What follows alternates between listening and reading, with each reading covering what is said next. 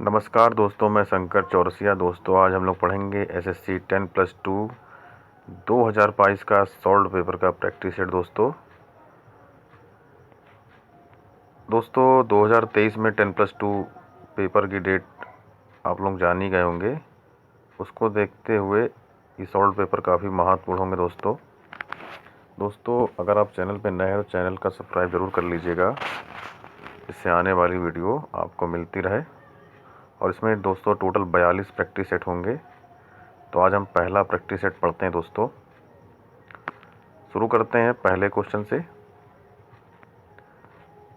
सभी अल्पसंख्यकों को धर्म या भाषा के आधार पर अपनी रुचि के शिक्षण संस्थाओं की स्थापना और प्रशासन का अधिकार होगा।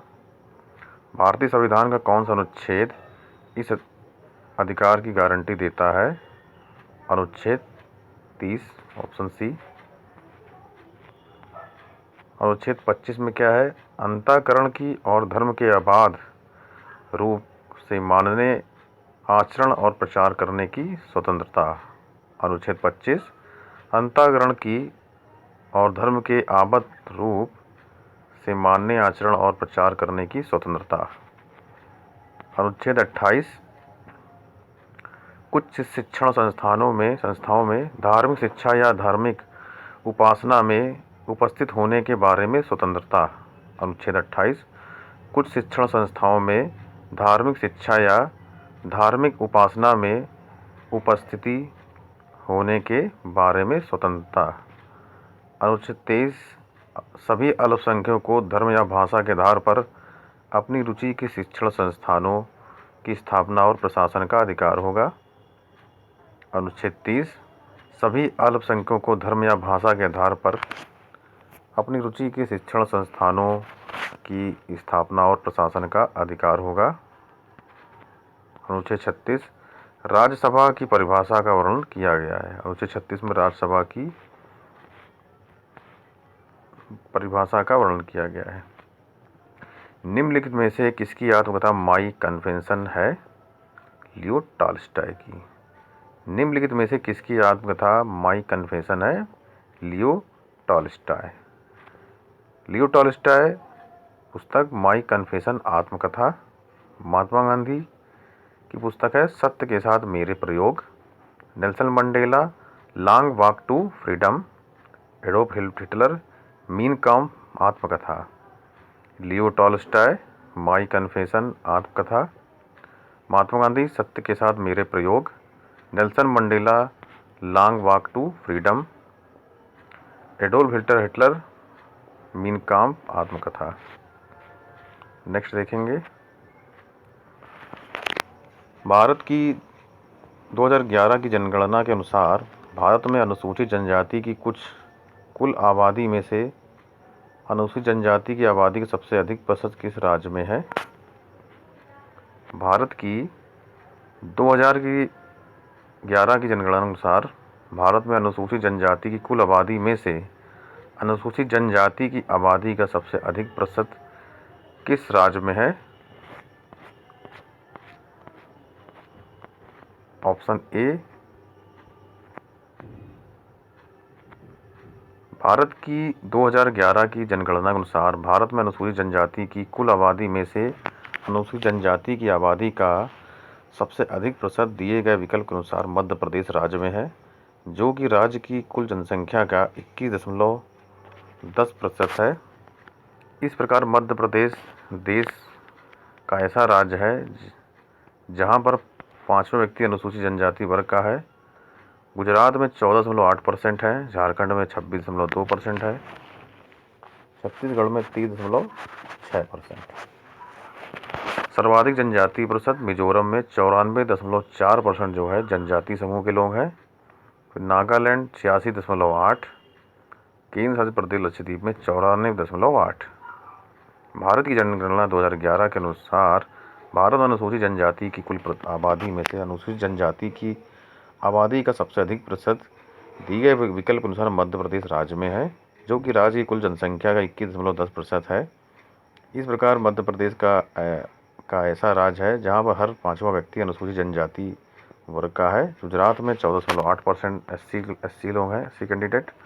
झारखंड में 26.2, छत्तीसगढ़ में 3.6%, सर्वाधिक जनजातीय परिषद मिजोरम 94.4%, नागालैंड में 86.8, सबसे ज़्यादा केंद्र शासित प्रदेश में लक्षद्वीप 94.8%। नेक्स्ट है, निम्नलिखित में से किसने प्रतिष्ठित अभिनंदन सरोजा राष्ट्रीय पुरस्कार 2021 जीता है? अपर्णा सतीशन ने। निम्नलिखित में से किसने प्रतिष्ठित अभिनंदन सरोजा राष्ट्रीय पुरस्कार 2021 जीता है? अपर्णा सतीशन ने। प्रसिद्ध कुचिपुड़ी व भरतनाट्यम नृत्यांगना अपर्णा सतीशन को 2021 में national institute of Indian classical dance द्वारा प्रतिष्ठित अभिनंदन सरोजा राष्ट्रीय पुरस्कार 2021 से सम्मानित किया गया है। यह पुरस्कार सरोजा वैद्यनाथ के जन्मदिन पर शुरू किया गया था। इन्हें प्रतिष्ठित राष्ट्रीय नृत्य शिरोमणि अवार्ड 2022 भी मिला है। प्रसिद्ध कुचिपुड़ी व भारतनाट्यम नृत्यांगना अपर्णा सतीशन को 2021 में national institute of Indian classical dance द्वारा प्रतिष्ठित अभिनंदन सरोजा राष्ट्रीय पुरस्कार 2021 से सम्मानित किया गया है। यह पुरस्कार सरोजा वैद्यनाथ के जन्मदिन दिवस पर शुरू किया गया है था। इन्हें प्रतिष्ठित राष्ट्रीय नृत्य शिरोमणि अवार्ड 2022 में मिला है। पंकज अडवाणी निम्नलिखित में से किस खेल से जुड़े हैं? बिलियर्ड्स। पंकज अडवाणी निम्नलिखित में से किस खेल से जुड़े हैं? बिलियर्ड्स। टेनिस में कौन कौन जुड़े हैं? लिएंडर पेस, महेश भूपति, रोहन बोपन्ना। टेनिस में लिएंडर पेस, महेश भूपति, रोहन बोपन्ना। स्क्वैश में सौरभ घोषाल, दीपिका पल्लिकल, ज्योत्सना चिनप्पा। स्क्वैश में सौरभ घोषाल, दीपिका पल्लिकल, ज्योत्सना चिनप्पा। बिलियर्ड्स में अशोक सांडिल्य, पंकज अडवाणी, रुपेश शाह। बिलियर्ड्स में अशोक सांडिल्य, पंकज अडवाणी, रुपेश शाह। शतरंज में विश्वनाथ आनंद, हम्मी कोनेरू। शतरंज में विश्वनाथ आनंद, हम्मी कोनेरू। C6H6 सामान्य नाम क्या है? बेंजीन का। C6H6 सामान्य नाम क्या है? Benzene. Benzene C6H6, methanol CH3OH, acetic अम्ल CH3COOH, acetone C3H6O। Benzene C6H6, methanol CH3OH, acetic अम्ल CH3COOH, एसीटोन C3H6O। 2021 वैश्विक भूख सूचकांक भारत कौन से स्थान पर रहा है? 101, 99, 90 और 95। तो सही ऑप्शन हो जाएगा 94। और 2020 में 2021 में 101वां।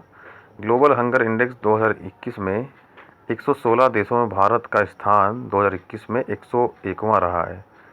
2020 में 107 देशों में 94वें स्थान पर था भारत, लेकिन 2021 में 16 देशों में 101वां स्थान रहा। और 2020 में भारत 107 देशों में से 94वें स्थान पर रहा था। ग्लोबल हंगर इंडेक्स वैश्विक, क्षेत्रीय, राष्ट्रीय स्तर पर भूख को मापता और ट्रैक करता है।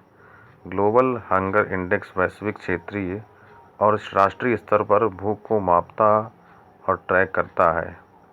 इस सूचकांक को वर्ल्ड हंगर, हिल्फा और कंसर्न वर्ल्ड वाइड द्वारा संयुक्त रूप से प्रकाशित किया जाता है।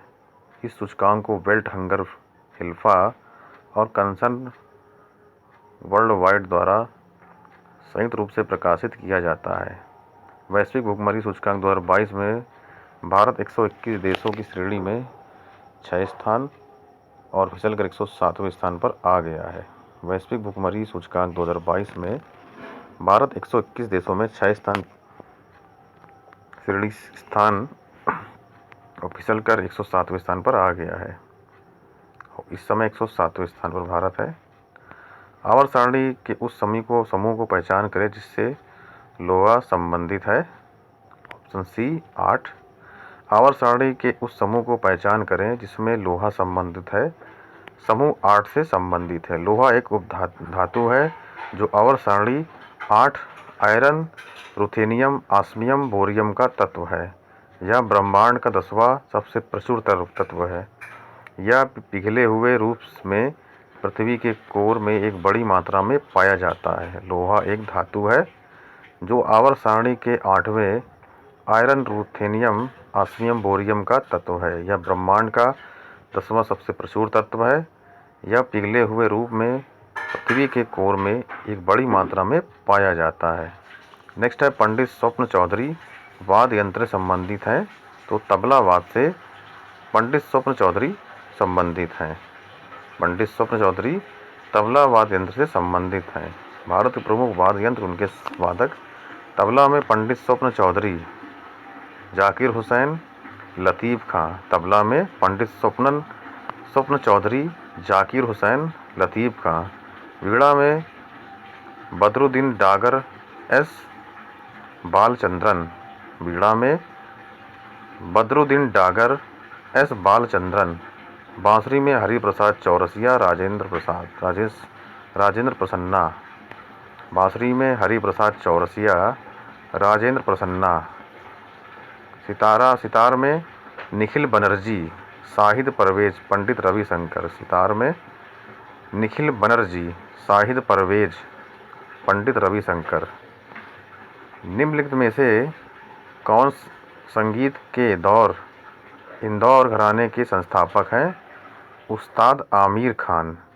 निम्नलिखित में से कौन संगीत के इंदौर घराने के संस्थापक हैं? उस्ताद आमिर खान। उस्ताद आमिर खान 15 अगस्त 1912 फरवरी से 1974 एक प्रसिद्ध भारतीय शास्त्रीय गायक थे। उन्हें शास्त्रीय संगीत में सबसे प्रभावशाली शख्सियतों में से एक माना जाता है। वे इंदौर घराने के संस्थापक थे। 1971 में पद्म भूषण से सम्मानित किया गया। उस्ताद आमिर खां 15 अगस्त 1912 13 फरवरी 1974 एक प्रसिद्ध भारतीय शास्त्रीय गायक थे। इन्हें शास्त्रीय संगीत में सबसे प्रभावशाली शख्सियतों में से एक माना जाता है। वे इंदौर घराने के संस्थापक थे। 1971 में पद्म भूषण सम्मानित किया गया था। नेक्स्ट है, एक ऐसे तरीके की पहचान करें जो गैर संचारी रोग को होने से नहीं रोकता है। रक्त आधान। एक ऐसे तरीके की पहचान करें जो किसी गैर संचारी रोग को होने से नहीं रोकता है। रक्त आधान। ऑप्शन बी, रक्त आधान। ऐसा रोग जो एक रोगग्रस्त व्यक्ति से दूसरे स्वस्थ व्यक्ति में किसी भी माध्यम से, जैसे भोजन, जल संपर्क, कीटनाशक, अन्य किसी माध्यम से फैलता है, संचारी रोग कहलाता है।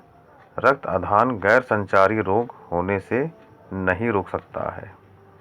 ऐसा रोग जो एक रोगग्रस्त व्यक्ति से दूसरे स्वस्थ व्यक्ति में किसी भी माध्यम से, जैसे भोजन, जल संपर्क, कीटनाशक, अन्य किसी माध्यम से फैलता है, संचारी रोग कहलाता है। रक्त आधान गैर संचारी रोग से नहीं रोक सकता है। नेक्स्ट है, अनूप जलोटा भारतीय संगीत की निम्नलिखित में से किस श्रेणी से संबंधित है? भजन। ऑप्शन ए।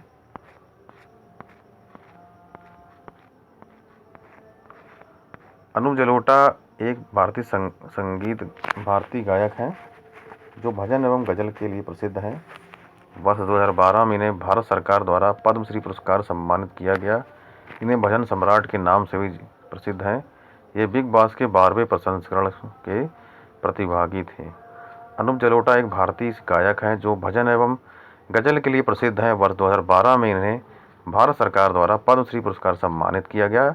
इन्हें भजन सम्राट के नाम से भी प्रसिद्ध हैं। ये बिग बॉस के 12वें प्रसंस्करण के प्रतिभागी थे। जन इवेंगेलिस्ट पुरकिंजे 1839 में की गई किस खोज के लिए जाने जाते हैं? ऑप्शन डी, प्रोटोप्लाज्म शब्द देने के लिए। जन इवेंगेलिस्ट पुरकिंजे 1839 में की गई किस खोज के लिए जाने जाते हैं? प्रोटोप्लाज्म शब्द के लिए। जीव द्रव प्रोटोप्लाज्म। इसका नाम इवेंगेलिस्टा पुरकिंजे द्वारा 1839 में किया गया था।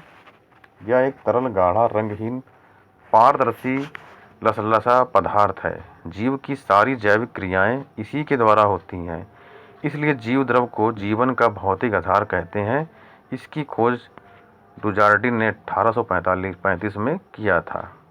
जीव द्रव प्रोटोप्लाज्म, इसका नामांकन इवेंगेलिस्टा पुरगेंजे द्वारा 1839 में किया गया था। यह एक तरल गाढ़ा रंगहीन पारदर्शी लसलसा पदार्थ है। जीव की सारी जैविक क्रियाएं इसी के द्वारा होती हैं, इसलिए जीव द्रव को जीवन का भौतिक आधार कहते हैं। इसकी खोज डुजार्डिन ने 1835 में किया था। निम्नलिखित में से कौन कोशिका के पाचन तंत्र के रूप में कार्य करता है और कोशिका के बाहर से ली गई सामग्री को अपघटित करने और कोशिका के अपचित घटकों को पचाने का कार्य करता है? D, lysosome. निम्नलिखित में से कौन कोशिका के पाचन तंत्र के रूप में कार्य करता है? कोशिका के बाहर से ली गई सामग्री को अपघटित करने और कोशिका के अपचित घटकों को पहचानने का कार्य करता है? D, lysosome. लाइसोसोम, इसकी खोज डी डुवे नामक वैज्ञानिक ने की थी। यह गोल सूक्ष्म इकहरी झिल्ली से घिरी थैली जैसी रचना होती है। इसका सबसे प्रमुख कार्य कोशिका के पाचन तंत्र के रूप में कार्य करना और कोशिका के बाहर से ली गई सामग्री को अपघटित करने और कोशिका के अपचित घटकों को पचाने का कार्य करता है। इसे कोशिका की आत्महत्या थैली भी कहते हैं, लाइसोसोम को। मल्लिका साराभाई के लिए विख्यात सबसे मशहूर भारतीय नृत्यांगना है? डी, कुचिपुड़ी भरतनाट्यम। मल्लिका साराभाई कुचिपुड़ी और भरतनाट्यम के लिए विख्यात सबसे मशहूर भारतीय नृत्यांगना है।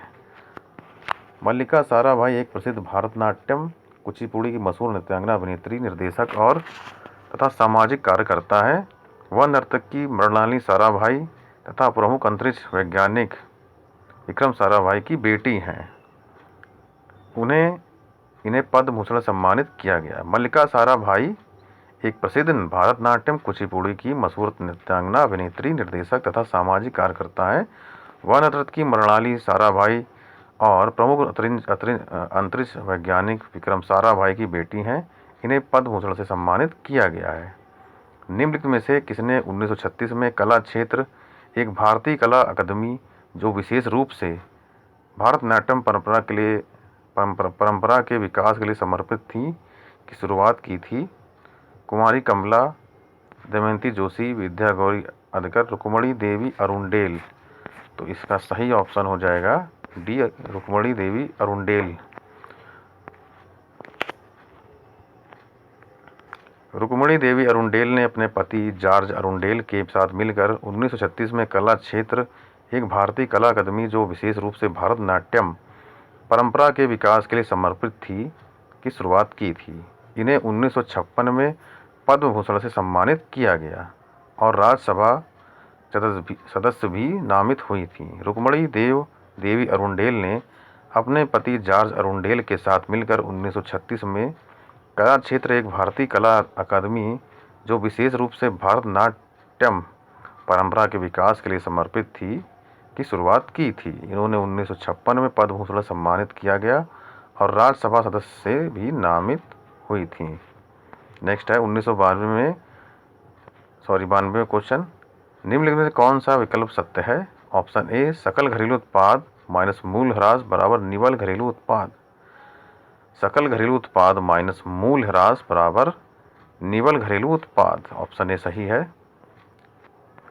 निवल घरेलू उत्पाद नेट डोमेस्टिक प्रोडक्ट एनडीपी किसी भी अर्थव्यवस्था का वह जीडीपी है जिसमें एक वर्ष के दौरान होने वाली मूल कटौती यानी ह्रास को घटाकर प्राप्त किया जाता है। निवल घरेलू उत्पाद बराबर सकल घरेलू उत्पाद माइनस मूल ह्रास, एनडीपी बराबर जीडीपी माइनस ह्रास। निवल घरेलू उत्पाद नेट डोमेस्टिक प्रोडक्ट एनडीपी किसी भी अर्थव्यवस्था की वह जीडीपी है इसमें से एक वर्ष के दौरान होने वाली मूल कटौती यानी ह्रास को घटाकर प्राप्त किया जाता है। निवल घरेलू उत्पाद बराबर सकल घरेलू उत्पाद माइनस मूल ह्रास, एनडीपी बराबर जीडीपी माइनस ह्रास। नेक्स्ट है निम्नलिखित में से कौन 19 नवंबर 2021 को BWF विश्व चैंपियनशिप में पुरुष एकल स्पर्धा में रजत पदक जीतने वाले पहले भारतीय पुरुष शटलर बने? Option D, Kidambi Srikanth. निम्नलिखित में से कौन 19 दिसंबर 2021 को BWF विश्व चैंपियनशिप में पुरुष एकल स्पर्धा में रजत जीतने वाले पहले भारतीय पुरुष शटलर बने। Option D Kidambi Srikanth. भारतीय शटलर किदाम्बी श्रीकांत 19 दिसंबर 2021 को BWF विश्व चैंपियनशिप में पुरुष एकल स्पर्धा में रजत पदक जीतने वाले पहले भारतीय पुरुष शटलर बन गए हैं।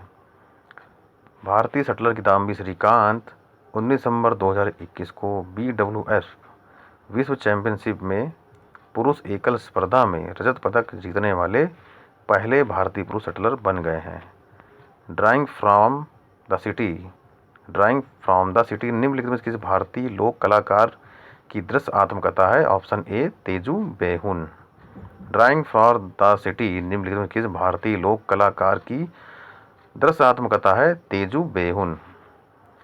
Drawing for the city Teju Behan भारतीय लोक कलाकार की दृश्य आत्मकथा है, जिसमें बेहुन के बचपन, उनकी शादी और एक यात्रा संगीतकार के रूप में उनके जीवन में रोमांच को दिखाने वाले जटिल विस्तृत चित्र हैं। Drawing from the city Teju Behan भारतीय लोक कलाकार की दृश्य आत्मकथा है, इसमें बेहुन के बचपन, उनकी शादी और एक यात्रा संगीतकार के रूप में उनके जीवन के रोमांच को दिखाने वाले जटिल विस्तृत चित्र हैं। निम्नलिखित किस वर्ष में एक प्रसिद्ध पार्श्व भारतीय गायिका लता मंगेशकर को दूसरे सर्वोच्च भारतीय नागरिक पुरस्कार पद्म विभूषण सम्मानित किया गया था। 1999 में किया गया था। किस वर्ष एक प्रसिद्ध पार्श्व भारतीय गायिका लता मंगेशकर को दूसरे सर्वोच्च भारतीय नागरिक पुरस्कार पद्म विभूषण से सम्मानित किया गया था। 1999 में। स्वर कोकिला के नाम से प्रसिद्ध पार्श्व गायिका लता मंगेशकर को वर्ष 1999 में दूसरा सर्वोच्च भारतीय नागरिक सम्मान पुरस्कार पद्म विभूषण, 1993 में film fair life time achievement, 2001 में सर्वोच्च नागरिक सम्मान भारत रत्न से सम्मानित किया गया। स्वर कोकिला के नाम से प्रसिद्ध पार्श्व भारतीय गायिका लता मंगेशकर को वर्ष 1999 में दूसरा सर्वोच्च भारतीय नागरिक पुरस्कार पद्म विभूषण, 1993 में film fair life time achievement तथा 2001 में भारत सर्वोच्च नागरिक सम्मान भारत रत्न से सम्मानित किया गया। 5 पॉइंट समवन पुस्तक के लेखक कौन हैं? 5 पॉइंट समवन पुस्तक के लिए कौन है? चेतन भगत, रविंदर सिंह, अमित त्रिपाठी, दुर्जय दत्ता। तो इसका सही ऑप्शन हो जाएगा ए, चेतन भगत 5 टाइम्स समवन। तो चेतन भगत ने जो है 5 पॉइंट समवन पुस्तक लिखी है। रविंदर सिंह ने एक प्रेम कहानी मेरी भी, अमित त्रिपाठी ने मेलुआ के मृत्युंजय, दुर्जय दत्ता ने the boy who loved. Chetan Bhagat ने 5 पॉइंट समवन, रविंदर सिंह ने एक प्रेम कहानी मेरी भी, अमीश त्रिपाठी मेलुआ के मृत्युंजय, दुर्जय दत्ता ने the boy who loved. Konark नृत्य महोत्सव की पृष्ठभूमि में एक ओपन एयर ऑडिटोरियम में आयोजित किया जाता है, जिसे ब्लैक पैगोडा के नाम से भी जाना जाता है। ऑप्शन सी सूर्य मंदिर। कोणार्क नृत्य महोत्सव 3 से 5 दिन तक चलने वाला एक कार्यक्रम है, जो प्रत्येक वर्ष सूर्य मंदिर की पृष्ठभूमि में एक ओपन एयर ऑडिटोरियम में आयोजित किया जाता है, जिसे ब्लैक पैगोडा से नाम से जाना जाता है। 1986 में यह प्रत्येक वर्ष दिसंबर में मनाया जाता है। कोणार्क नृत्य महोत्सव 3 से 5 दिनों तक चलने वाला एक कार्यक्रम है, जो प्रत्येक वर्ष सूर्य मंदिर की पृष्ठभूमि में एक ओपन एयर ऑडिटोरियम में आयोजित किया जाता है, जिसे ब्लैक पैगोडा के नाम से भी जाना जाता है। 1986 में प्रत्येक वर्ष दिसंबर में मनाया जाता है। छोटे समुद्र में रहने वाले जीव पादप प्लवक फाइटोप्लैंक्टन खाद्य जाल के किस पोषी स्तर से संबंधित हैं? ऑप्शन बी प्राथमिक उत्पादक।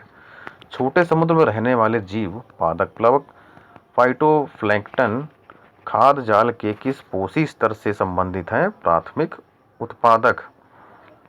पादप प्लवक फाइटोप्लैंक्टन समुद्री पारिस्थितिकी तंत्र में प्रमुख प्राथमिक उत्पादकों के रूप में कार्य करता है। ये सूक्ष्म एक कोशिकी वाले पौधे, बैक्टीरिया, शैवाल और अन्य जीव प्रकाश संश्लेषण के रूप में की जाने वाली यह प्रक्रिया ऑक्सीजन को मुक्त करती है और समुद्र में पशु जीवन को संभव बनाती है। यह मछलियों को भोजन होता है। पादप, प्लवक, फाइटोप्लैंक्टन समुद्री पारिस्थितिकी तंत्र में प्रमुख प्राथमिक उत्पादों के रूप में कार्य करता है। ये सूक्ष्म एक कोशिकी वाले पौधे, बैक्टीरिया, शैवाल और अन्य जीव प्रकाश संश्लेषण के रूप में की जाने वाली प्रक्रिया ऑक्सीजन को मुक्त करती है और समुद्र में पशु जीवन को संभव बनाती है। यह मछलियों का भोजन होता है। फरवरी 2021 में ने 100वां WTA युगल रैंकिंग में प्रवेश किया। ऐसा करने वाली सानिया मिर्जा के बाद दूसरी महिला बन गई हैं अंकिता रैना। फरवरी 2021 में अंकिता रैना ने शीर्ष 100 WTA युगल रैंकिंग में प्रवेश किया। ऐसा करने वाली सानिया मिर्जा के बाद दूसरी महिला बन गई हैं।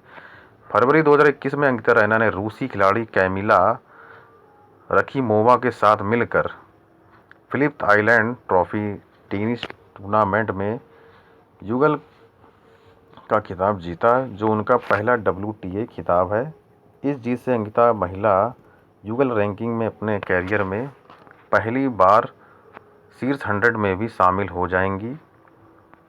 वह 6 बार की grand slam champion Sania Mirza के बाद शीर्ष 100 में जगह बनाने वाली दूसरी भारतीय महिला खिलाड़ी बन गई हैं। फरवरी 2021 में अंकिता रैना ने रूसी खिलाड़ी कैमिला रखीमोवा के साथ मिलकर Phillip Island trophy tennis tournament में महिला युगल खिताब जीता, जो उनका पहला WTA खिताब है।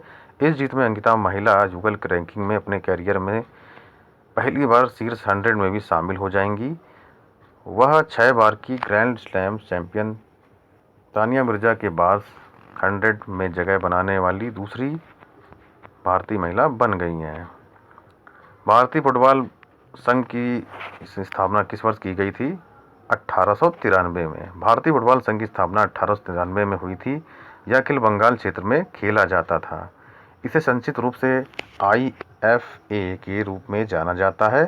यह संघ मुख्यतः अंग्रेजों द्वारा शासित था और 20वीं शताब्दी के आरंभ में देश के सबसे शक्तिशाली फुटबॉल निकाय के रूप में सेवा की। अखिल भारतीय फुटबॉल महासंघ AIFF की स्थापना 23 जून 1937 में हुई थी। भारतीय फुटबॉल संघ की स्थापना 1893 में हुई थी। यह खेल बंगाल क्षेत्र में खेला जाता था। इसे संक्षिप्त रूप में IFA के रूप में जाना जाता है। यह संघ मुख्यतः अंग्रेजों द्वारा शासित था और 20वीं शताब्दी के आरंभ में देश के सबसे शक्तिशाली फुटबॉल निकाय के रूप में सेवा की। अखिल भारतीय फुटबॉल महासंघ AIFF की स्थापना 23 जून 1937 में हुई थी। भारतीय फुटबॉल संघ की स्थापना 1893 में हुई थी और अखिल भारतीय फुटबॉल की स्थापना 23 जून 1937 में हुई थी। दोस्तों, आज का वीडियो यहीं तक रहेगा। अगर वीडियो पसंद आए दोस्तों तो लाइक करिए, सब्सक्राइब करिए। मिलते हैं अगले प्रैक्टिस सेट में। तब तक के लिए धन्यवाद।